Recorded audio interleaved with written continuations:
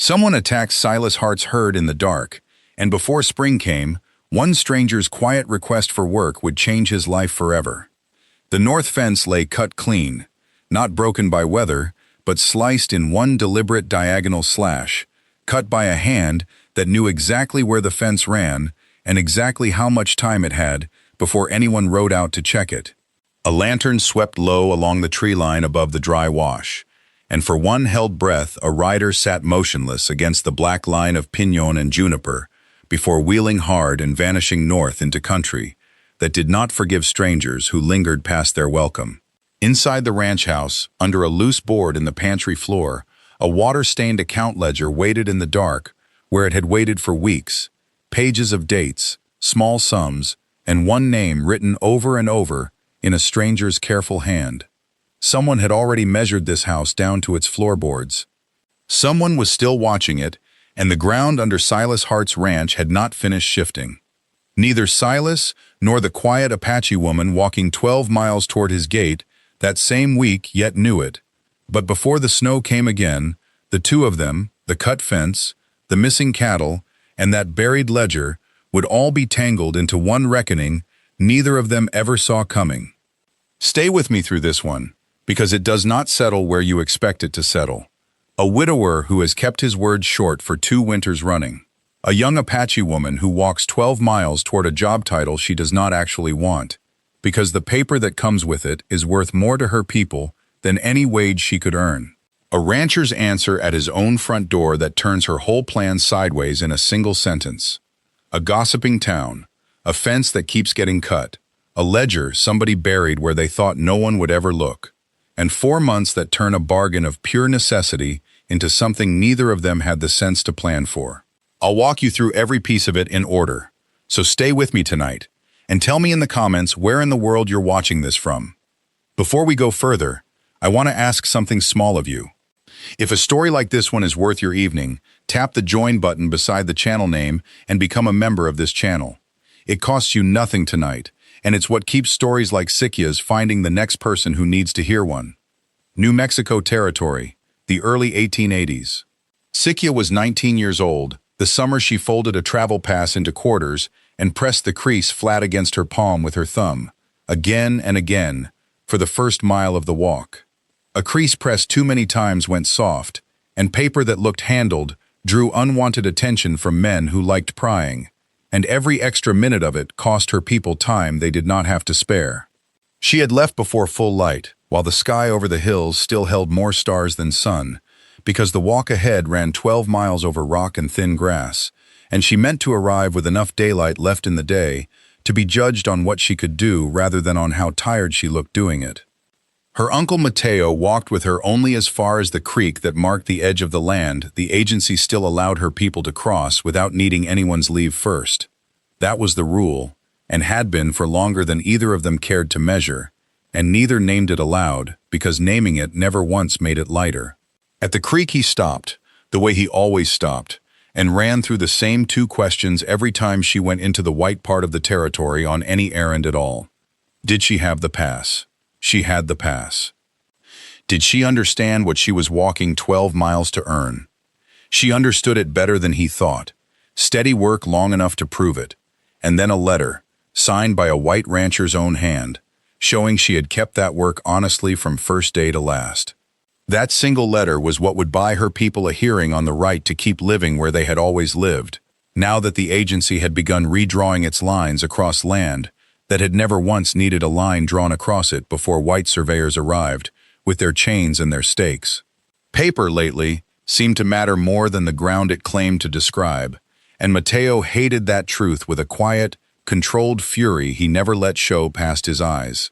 Be careful, was all he allowed himself at the end, and she promised she meant to be, and she left him standing at the creek and did not look back, because looking back at a man you loved standing at a line you were not allowed to cross with him was its own kind of grief, and she had no spare grief to carry 12 more miles that day. An old supply hauler named Jeb Coulter carried her the last 4 miles in a wagon that smelled of feed sacks and harness oil, talking at her rather than with her, which suited Sikya well enough, since it meant she did not have to explain why a young Apache woman was walking the Alamo Bend Road alone with a travel case and a folded pass and a face arranged to give nothing away. Jeb filled her in on what he knew of the Hart place without needing to be pressed twice. Silas Hart was a fair man, fair in his dealings and fair in his pay.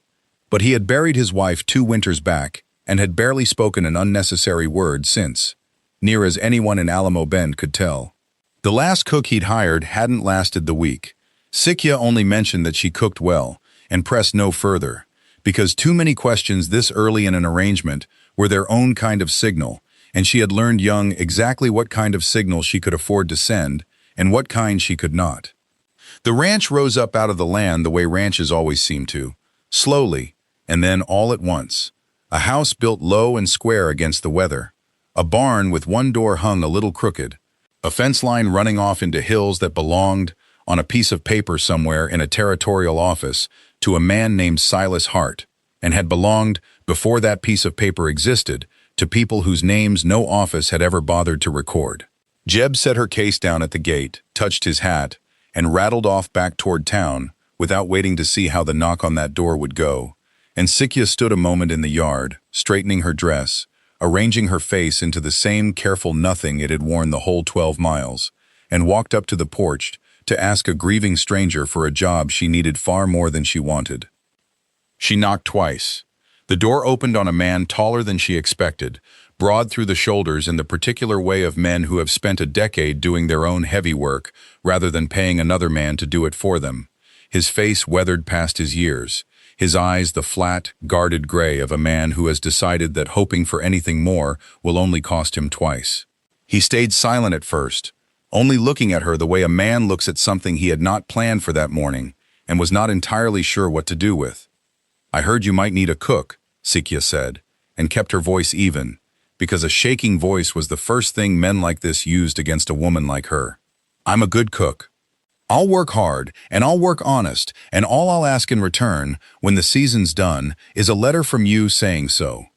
Silas Hart looked at her for a long moment that stretched well past comfortable, and something moved behind his eyes that she could not name yet. Grief and calculation and something else entirely tangled together. When he finally found the words, his voice came out rough from disuse, like a gate hinge that had not been worked in longer than it should have gone unworked. "I don't need a cook," he said. "I need a wife." The word landed in the yard between them and did not move for a long moment. Sikya's first instinct was to step back toward the road, because she had heard that particular sentence aimed at women like her before, in tones that meant something crooked and something she would never agree to.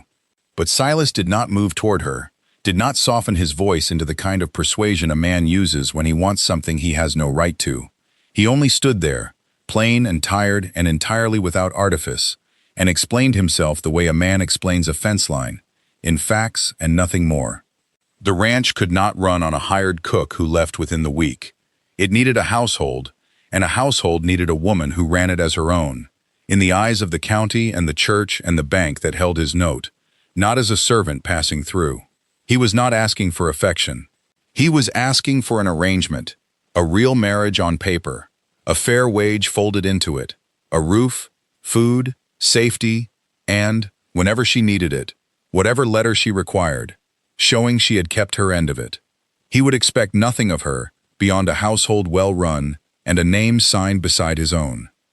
Sikya stood a long while in that yard, turning the offer over, weighing it against the 12 miles behind her, and the hearing her people needed, and the letter, that a mere cook's wage might never earn as convincingly as a rancher's own wife's word could. A bargain, she reminded herself. Nothing more than a bargain of mutual necessity, the kind two sensible people struck when the alternative cost more than either of them could afford. She did not know yet, standing there with her case still in her hand, that this particular bargain would run 4 months deep before either of them owned up to it, having stopped being only that. "I accept," she said, and Silas Hart nodded once, the way a man nods over a fair trade at the feed store, and stood aside to let her into a house that had not had a woman's hand in it for 2 winters running.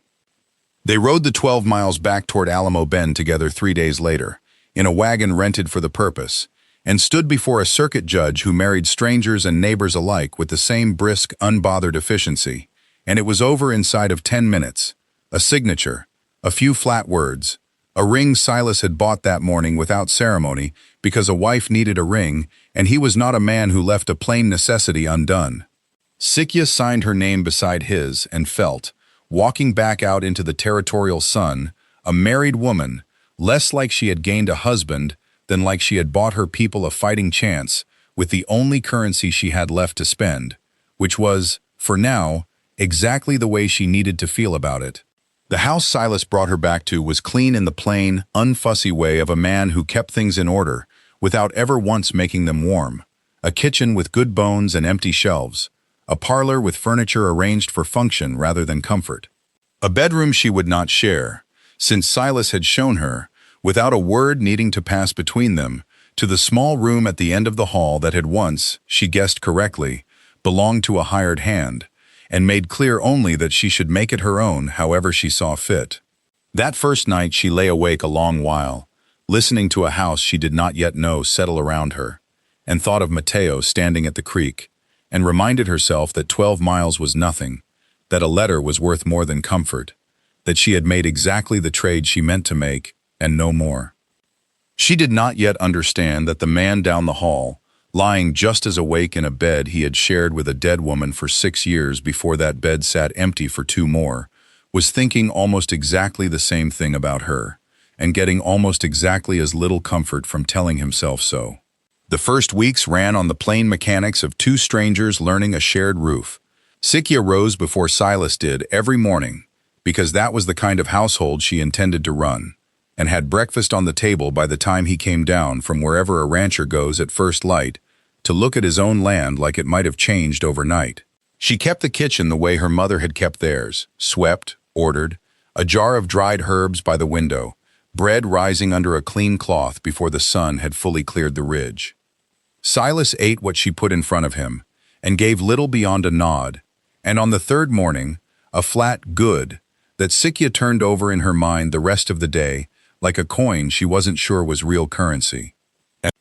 Word of the marriage reached Alamo Bend inside a week, the way word of anything reaches a small territorial town, and it arrived at Sikya's door, or rather at the fence line she happened to be near, on an errand to the mercantile, wrapped in the particular voice of a woman named Widow Alvarez, who ran the boarding house nearest the church and considered herself the keeper of every fact worth knowing within 20 miles.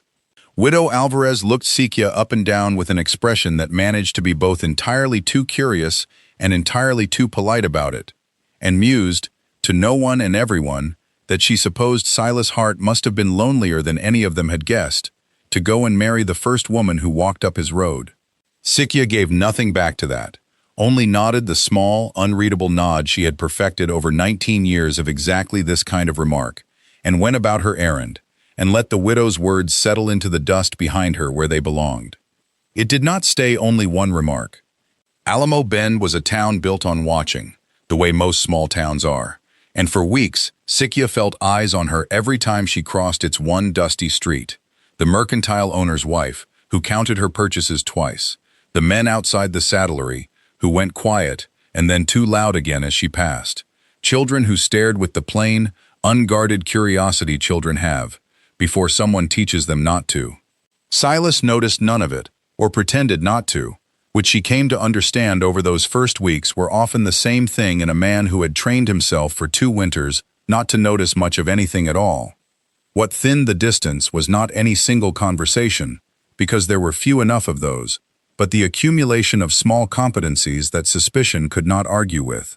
Sikya mended a torn seam in a work shirt Silas had been wearing threadbare for a year. She found the leak in the kitchen roof before the next rain proved it, and packed the gap herself with clay and canvas, rather than wait for him to notice it dripping onto her clean floor. She learned, without anyone telling her, which of his cattle needed watching for lameness, and mentioned it to him at supper in the same flat, useful tone he used for everything, and watched something flicker behind his eyes that might have been surprise, or might have been the first faint edge of respect. He began, by the second week, answering her questions about the ranch with more than a single word. By the third, He had started asking a few of his own, where she had learned to read weather and cattle the way she clearly had,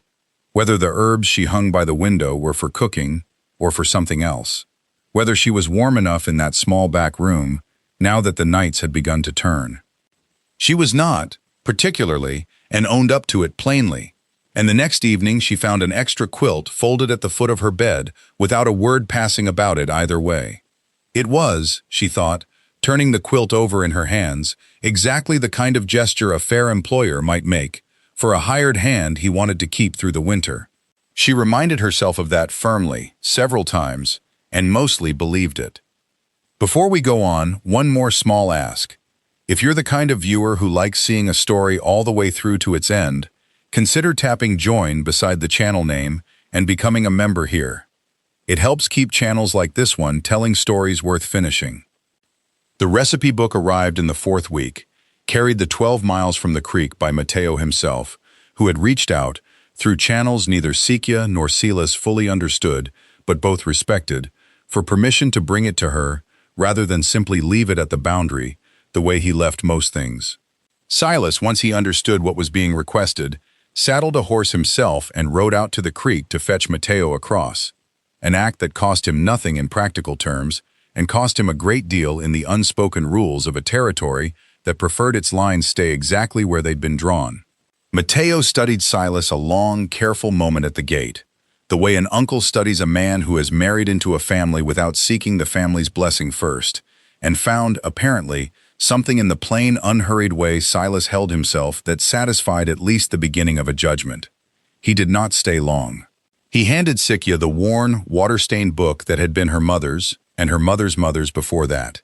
its pages soft with handling and stained with 100 old meals, and made clear only that her mother would have wanted it under this roof, rather than sitting idle at the creek gathering dust. He left before dark, as the rule required, but he left having eaten a meal at Silas Hart's table first, at Silas's own quiet insistence, and that alone was a door that had not stood open in Alamo Bend in longer than anyone could easily remember. The book took up residence on the kitchen table after that,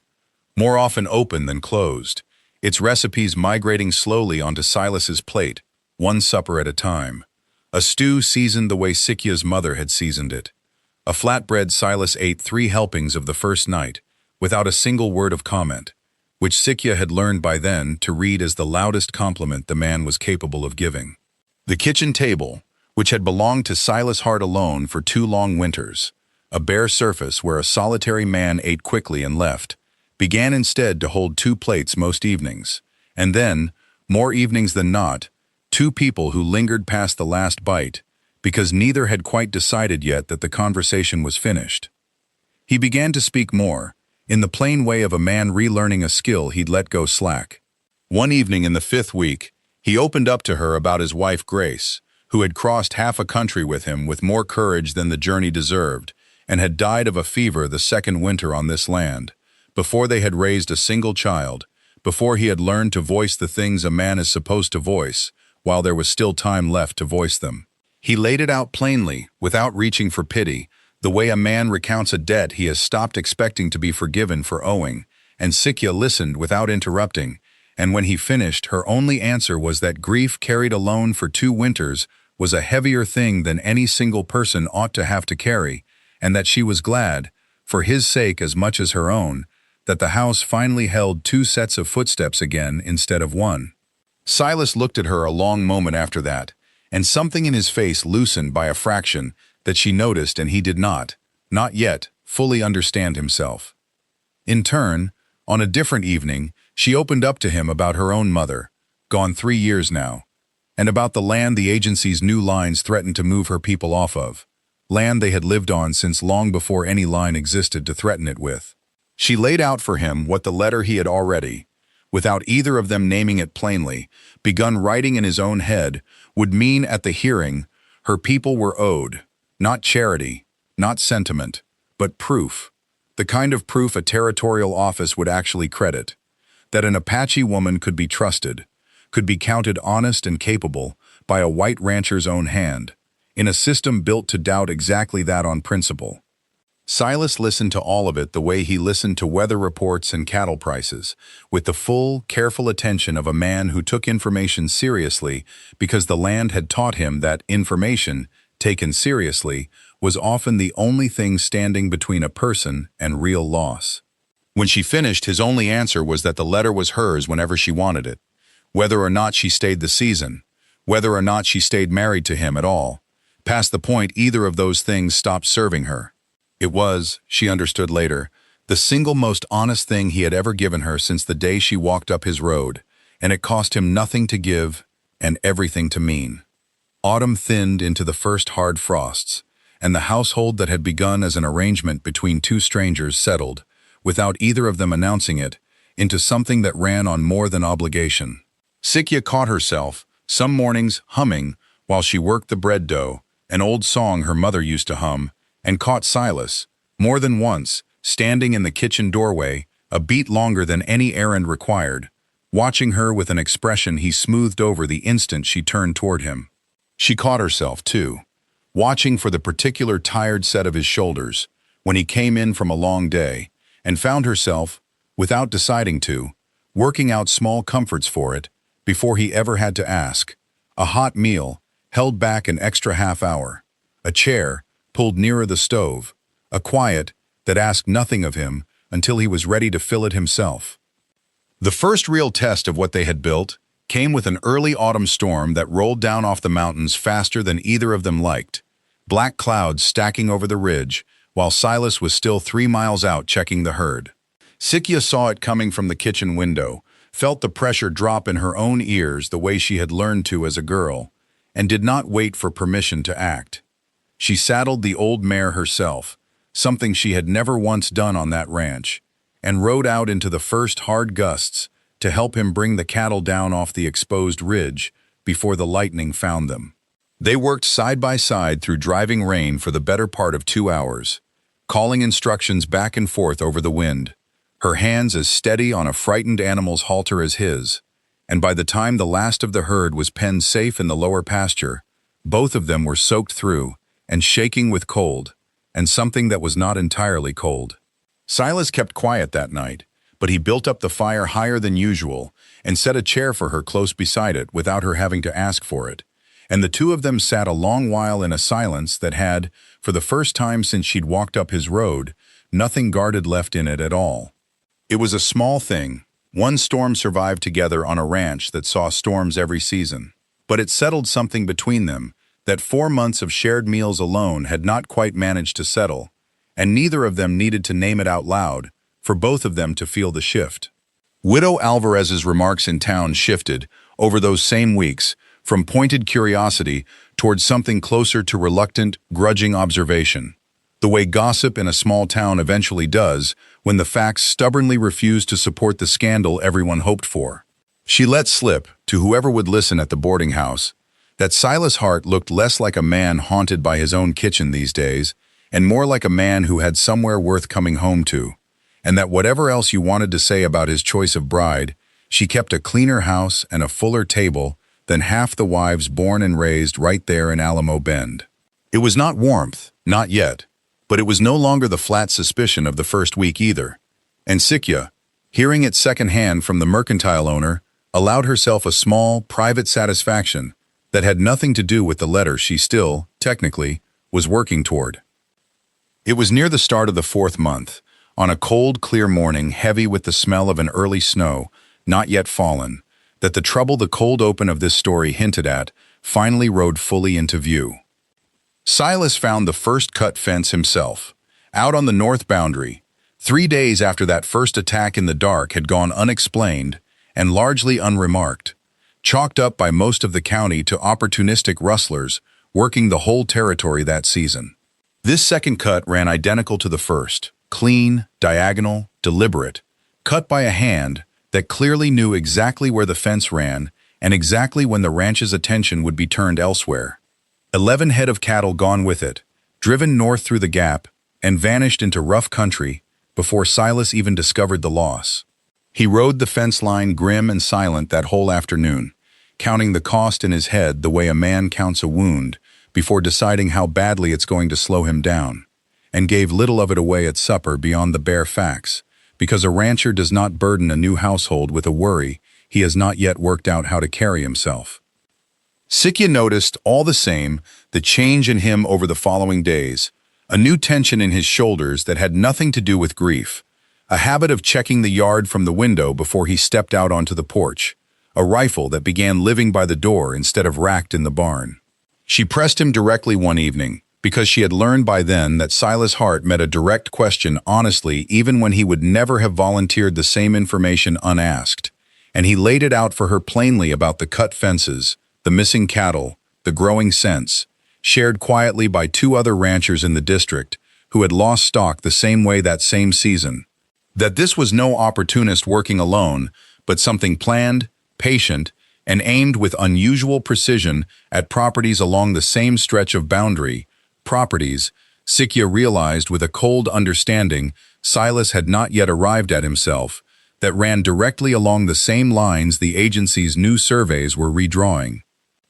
The third cut came a week later, and this time it was Sikya who found it, walking the near pasture at first light with a basket meant for wild greens, and it was Sikya who noticed, crouched at the fence post nearest the cut, a boot print, pressed into softer ground, beside a torn scrap of paper caught on the wire, a scrap with numbers on it, in the same careful, unfamiliar hand she would come to know far too well before the season was over. She kept silent with anyone in town about what she had begun to suspect, because a suspicion voiced too early and too loudly, in a territory quick to blame an Apache household for any trouble within riding distance, was a suspicion that could cost her people far more than it could ever recover. She carried the scrap home instead, folded small, and showed it only to Silas, over supper, laid flat on the table beside her mother's recipe book, as though the two things belonged in the same conversation, which, as it turned out, they very nearly did. It was Sikya, 3 evenings after that, restocking the pantry shelf that had begun to feel thin for a household running 2 people through a lean autumn, who found the loose board.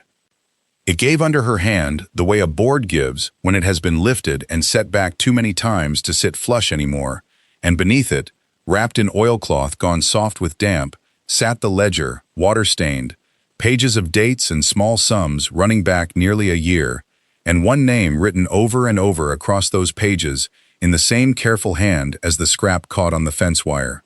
Emmett Rourke. A surveyor, she knew the name from town, a man who had come through Alamo Bend 18 months back attached to the agency's boundary crew, and had simply stayed on afterward, buying up small parcels here and there, always with money that nobody in town could quite trace back to any obvious source. The ledger, laid out plain across the kitchen table under lamplight, while Silas read over her shoulder with a stillness she had not seen in him since the night he first opened up about Grace, laid out the rest of the story in cold, careful arithmetic, cattle stolen and sold quietly across the territorial line, the proceeds funding small land purchases along exactly the boundary the agency was preparing to redraw. Purchases meant to establish Rourke, on paper, as a landholder with standing to argue for exactly the kind of boundary shift that would move Sikya's people off land they had held for generations, and hand the surveyed acreage, quietly and with an appearance of proper legal process, into Rourke's own growing portfolio.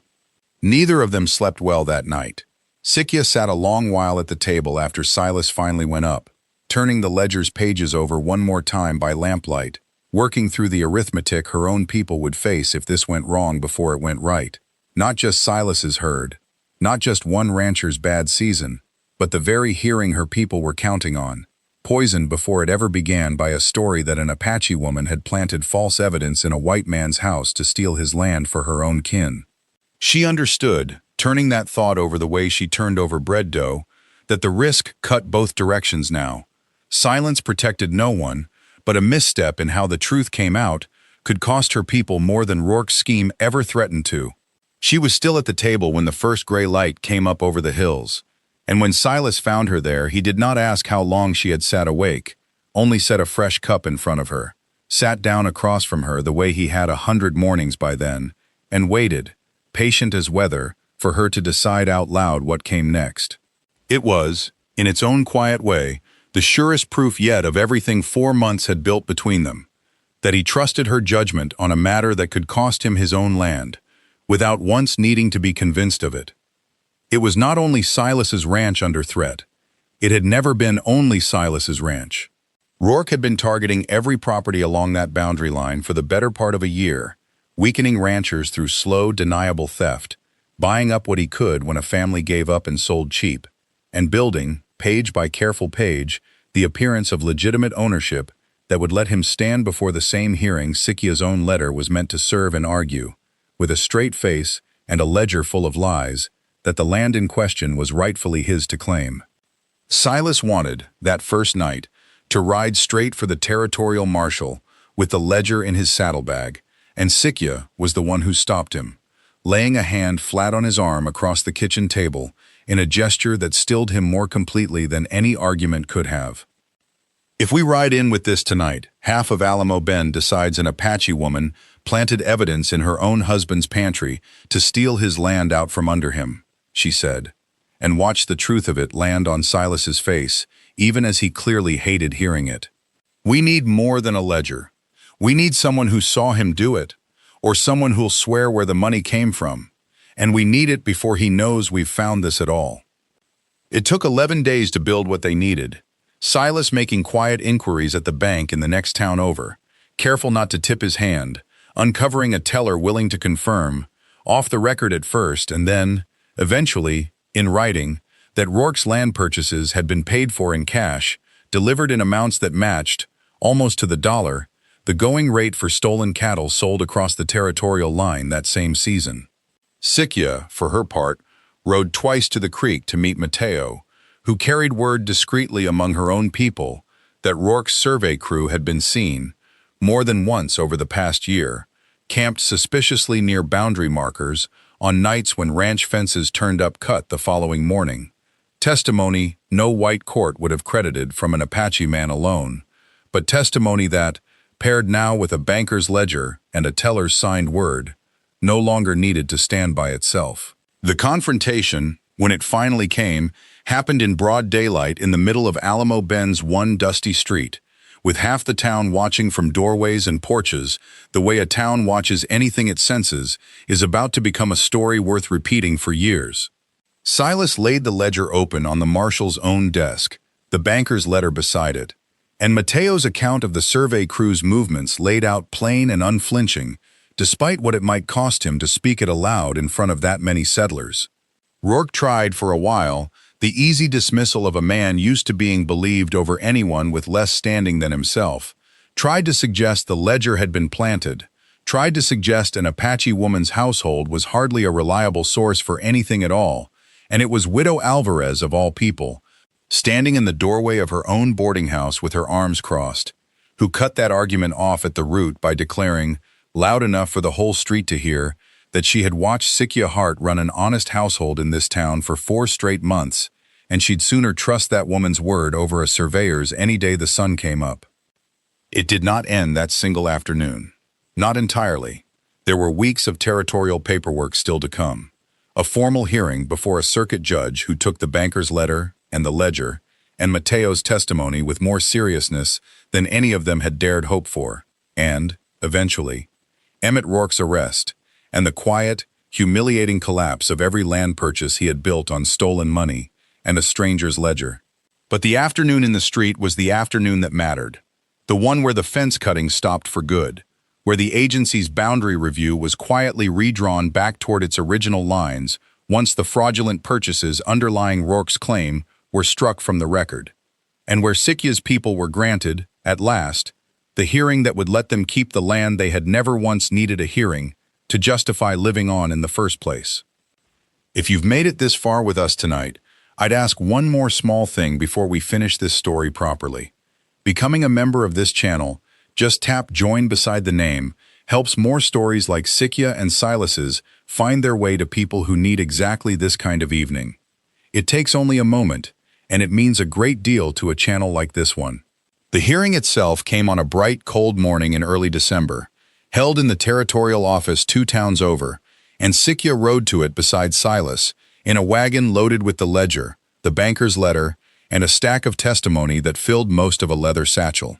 Mateo stood at the back of that crowded room in his good shirt, the one he wore only for the most serious occasions, and when the presiding officer read out that the boundary review would be reversed, that the land in question would remain exactly where it had always belonged, on the same terms her people had held it for generations, Sikya heard her uncle's breath catch behind her, the way a man's breath catches when a weight he has carried for years is finally, without warning, set down. There was no celebration in the room itself, no cheering, only the flat, unceremonious language of territorial paperwork, read aloud by a tired clerk. But outside on the courthouse steps, in the cold December sun, Mateo embraced her for the first time since she had left him standing at the creek 4 months before, and let her know, in their own language, that her mother would have been proud past any words he had to offer. Silas stood a respectful distance off, giving them that moment, until Mateo himself waved him closer and shook his hand plainly, rancher to rancher, the way two men shake hands when a debt neither can properly name has finally been settled between them. Winter came on hard, and early that year, the first real snow arriving in the same week the letter that had first brought Sikya 12 miles to a stranger's door was finally, formally signed, sealed, and sent on ahead of her people's hearing. She had not raised it with Silas again since the day he'd first promised it, months back, unconditionally, and he had not waited for a second reminder either. He had simply written it himself one evening at the kitchen table, in his own plain hand, laid it beside her mother's recipe book without ceremony, and made clear only that it was hers, and had been hers the whole 4 months, whether either of them had ever needed to say so aloud. On a snowbound morning not long after, with the windows pressing white and soft, and the stove ticking through its early heat, Silas came down to find the recipe book left open on the kitchen table, unremarked, uncelebrated, the way it had sat open most mornings for weeks now. Except this particular morning he stood a moment longer over it than usual, understanding, without either of them ever having spoken the fact plainly, exactly what it meant that the book no longer closed at night the way it once had, back when the arrangement between them had still worn the shape of something temporary. He looked up and found Sikya by the stove, watching him without pretending not to, in the plain, unguarded way she had stopped bothering to hide from him weeks ago. She gave only his name, not a question folded into it, not the careful navigation half of Alamo Bend, still managed around him out of old habit and older grief. Just his name, plain and unhurried, the way a person speaks a name they have decided, somewhere along the last 4 months without ever announcing the decision out loud, they intend to keep using for the rest of their life. Sikya, he answered, just as plain, and something passed between the two names, spoken low in a snow-quiet kitchen, that neither of them needed a single further word to explain.